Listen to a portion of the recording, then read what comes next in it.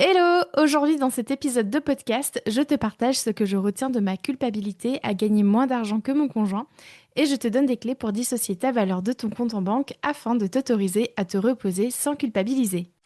Bienvenue dans ce que je retiens. Si toi aussi tu en as marre des il faut et des je dois, si tu en as marre d'avoir peur d'être jugé et critiqué pour tes choix de vie et que tu souhaiterais être plus sereine au quotidien, tu es au bon endroit. Je m'appelle Camille Lebeau, je suis coach de vie certifiée et je m'appuie sur les neurosciences, l'autocompassion et la communication non violente. C'est parti! Pendant longtemps dans mon couple, je me suis sentie nulle. Je me sentais illégitime, j'avais l'impression d'être un poids, un boulet pour mon mari. Pourquoi me demandes-tu? Eh bien parce que sur mon compte en banque, il n'y avait pas autant de chiffres que sur le sien. Je me sentais coupable, coupable d'avoir choisi une carrière qui ne me rapportait pas assez. J'avais terriblement peur qu'il pense que je profitais de lui et de son argent, si bien que je me mettais une pression folle à entretenir l'appartement de fond en comble. Fallait que tout soit parfait et je m'interdisais de faire des erreurs dans ma vie de tous les jours, que ce soit voilà, en matière de quotidien, de gestion de l'appartement, etc. Je devais être parfaite et irréprochable pour compenser l'argent que je ne ramenais pas au foyer. Tu vois, dans ma tête, je voyais ça comme une dette qui s'accumulait, comme une ardoise que je n'arrivais jamais à effacer et pour laquelle j'étais persuadée que je n'arriverais jamais à effacer. Je ressentais une anxiété constante au point que ça me semblait inimaginable de vivre sans ce poids sur mes épaules. Et le plus fou dans tout ça, c'est que mon mari ne m'a jamais rien demandé. En fait, il me disait même c'est que c'était pas de ma faute si la société valorisait moins les carrières d'enseignement que sa carrière à lui. Et puis voilà, il m'a dit plein de fois qu'il m'aimait pour plein de raisons et que l'argent n'en a jamais fait partie. Mais tu vois, moi, j'arrivais pas à l'entendre. Non, non.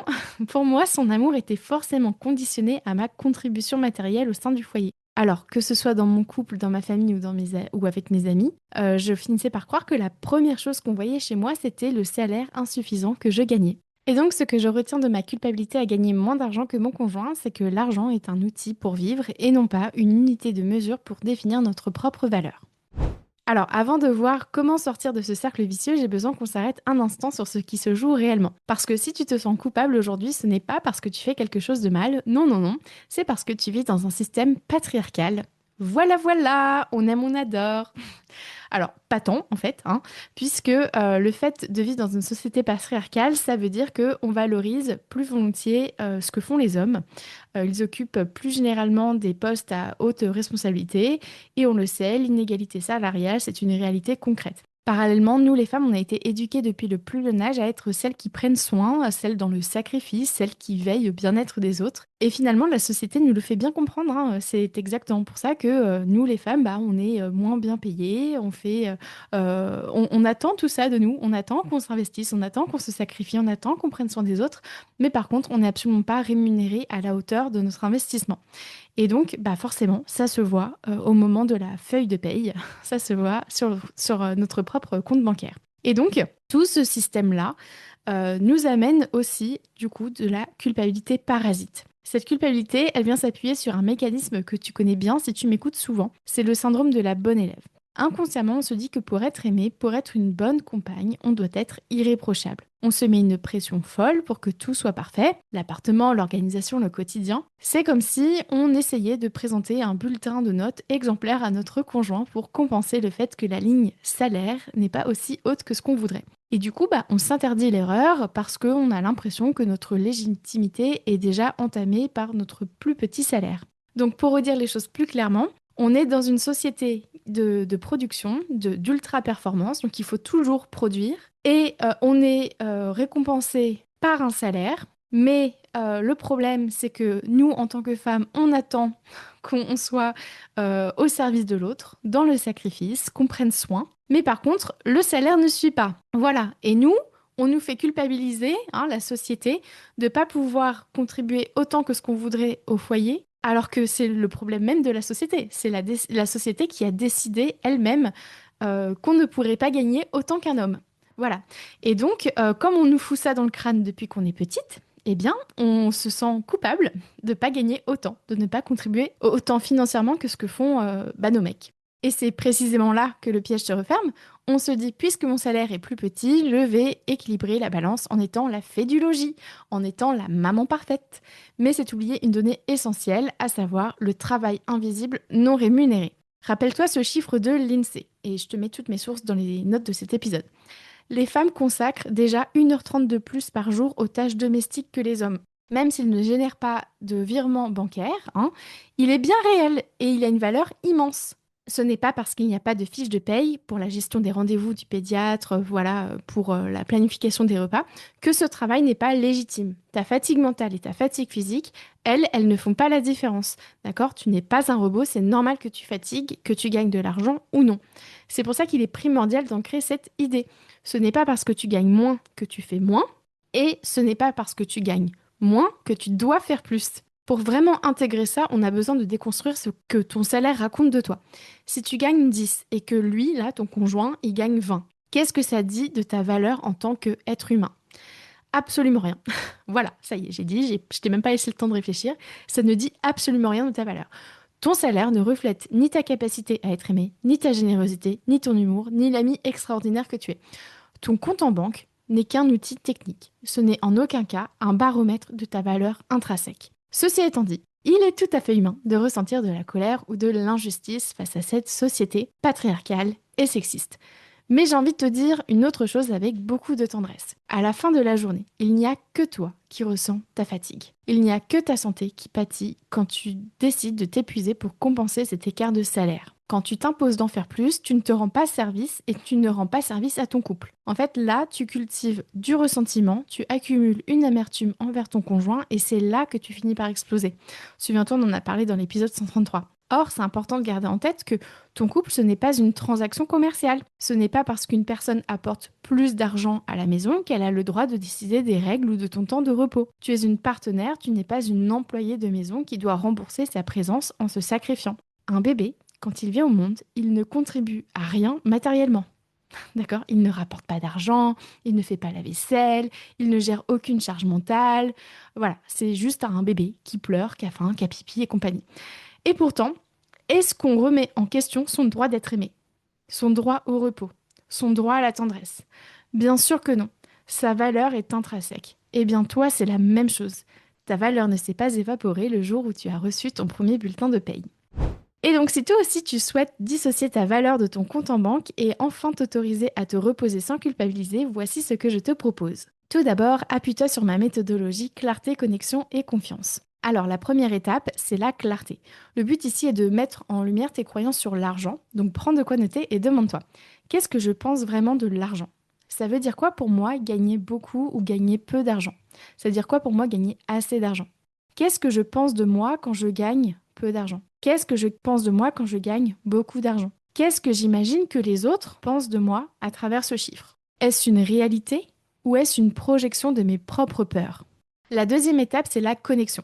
Ici, on cherche à nourrir tes besoins sans passer par la case performance ou compensation. Justement, quand tu essaies d'être la compagne parfaite, l'amie parfaite, que tu en fais trop pour compenser l'argent que tu n'as pas, quel besoin essaies-tu de nourrir? Est-ce un besoin de reconnaissance, d'amour, de validation, de repos, d'appartenance, de contribution, de sécurité affective, de réassurance ou bien de légitimité? Et la suite, c'est de te demander comment est-ce que tu peux venir nourrir ces besoins autrement qu'en t'épuisant. Donc par exemple, si tu as un besoin de légitimité, tu peux te reconnecter à tout ce que tu es en dehors du travail. Ton humour, ta créativité, ton écoute, ta générosité, etc. Si tu as un besoin de reconnaissance, tu peux te remercier toi-même pour tout ce que tu fais, que ce soit visible ou invisible, que ce soit pour toi ou pour les autres. Voilà, tu peux te dire ces choses-là, tu peux te remercier toi-même au lieu d'attendre que ce soit ton conjoint qui vienne valider ton utilité, puisque je te rappelle que nos besoins, ils peuvent être nourris soit par nous-mêmes, soit par des ressources externes. Et puis, si tu as un besoin de sécurité, eh bien rappelle-toi que ta sécurité réside dans ta capacité à prendre soin de toi et non pas dans le solde de ton compte en banque. Enfin, tu peux aussi te demander quelles limites as-tu besoin de poser aujourd'hui pour protéger ton énergie et honorer ton besoin de douceur, de repos, d'amour, de respect envers toi-même. Et la troisième étape de ma méthodologie, c'est la confiance. Il s'agit ici de te soutenir et d'être ton phare en pleine tempête. Autrement dit, demande-toi qu'est-ce que tu as besoin d'entendre à propos de ta valeur. Qu'est-ce que tu aimerais que l'on te dise quant à ta valeur, quant à ta volonté de vivre ta vie pleinement. Tu peux venir noter tout cela et relire ça aussi souvent que tu en ressens le besoin. Et puis, je t'invite aussi à être aussi douce, aimante et soutenante vis-à-vis de toi comme tu le serais avec une personne que tu aimes et qui traverse la même chose que toi. Que lui dirais-tu si elle te disait que sa valeur est liée à l'argent qu'elle gagne? Comment te comporterais-tu avec elle? Eh bien, tu peux te dire ces mots-là, tu peux te comporter de la même manière avec toi. Par exemple, tu peux te dire, je mérite d'être ici, d'être aimé, d'être respecté, peu importe ma contribution matérielle. Comme chaque être humain, ma valeur est née avec moi et elle ne dépend d'aucune production. Ma valeur est dans mon souffle, dans mon regard, dans ma présence, pas dans l'agitation de mes mains. Le repos est un besoin humain fondamental, pas une option que je dois valider. En tout cas, j'espère que cet épisode t'aide à y voir plus clair. Si tu sens que ce que tu vis avec l'argent, c'est-à-dire le besoin de compenser, le syndrome de la bonne élève, le fait d'avoir peur de ne pas en faire assez, de ne pas être à la hauteur, eh bien, si tu sens que tout ça se retrouve aussi dans d'autres domaines de ta vie, sache que ce n'est pas un hasard. Souvent, cette sensation de ne pas être à la hauteur ou de devoir être une bonne élève, irréprochable pour être aimée, eh bien, ça dépasse largement le cadre de ton compte en banque. C'est une question de valeur intrinsèque, de confiance en soi et de la place que tu t'autorises à prendre dans ce monde. Je t'invite donc à découvrir mon programme Nouveau Départ. Tu y apprendras à assumer qui tu es et à décider comment investir ton temps, ton argent et ton énergie dans ce qui t'anime et te fait vibrer. Je t'invite à prendre rendez-vous sur lacoachcamille.com pour reprendre les commandes de ta vie et arrêter de la subir. Et donc, pour conclure, je t'invite également à écouter les épisodes complémentaires suivants. Il y en a pas mal. Il y a le 49 pour apprendre à déléguer avec sérénité, le 57 pour faire du tri dans sa charge mentale, le 74 sur ce qui t'empêche de poser tes limites, le 76 sur les besoins, épisode fondamental, le 77 sur le perfectionnisme, le 79 sur les attentes, le 92 sur le syndrome de la bonne élève et comment s'en affranchir, le 97 c'est une interview avec Camille Godin pour apprendre à apaiser sa relation à l'argent. Le 110, c'est un épisode sur les 3 mythes qui nuisent à ton couple. Le 113, pareil, épisode essentiel, c'est sur les relations apaisées et comment distinguer un fait d'une interprétation. Le 114, c'est sur les 2 types de culpabilité, donc la créatrice et la parasite. Et le 133, c'est sur le lien entre tes frustrations refoulées et ta colère destructrice. Et voilà pour aujourd'hui. Et toi, que retiens-tu de cet épisode ? Merci à toi d'avoir écouté cet épisode jusqu'au bout. Bien entendu, j'ai conscience que ce n'est pas évident de s'auto-coacher car l'introspection est une compétence qui s'acquiert. Si tu veux aller plus loin et vivre ta vie pleinement sans subir tes il faut et tes je dois, ainsi que les injonctions sociales, alors mon programme de coaching Nouveau Départ est fait pour toi. Réserve dès aujourd'hui ton appel clarté offert. On verra ensemble comment je peux t'aider à te créer une vie sur mesure, une vie plus épanouissante et plus enrichissante. Je te laisse mon agenda dans les notes de cet épisode. Et puis pour consulter mes sources ou lire cet épisode, sa retranscription est disponible dans les notes du podcast. Et si tu souhaites en savoir plus sur mon travail ou t'abonner à ma newsletter L'Instant Détente, direction mon site internet www.lacoachcamille.com. Et tu peux aussi me rejoindre sur ma page Instagram @lacoachcamille. Tous les liens sont dans les notes de cet épisode. Prends soin de toi.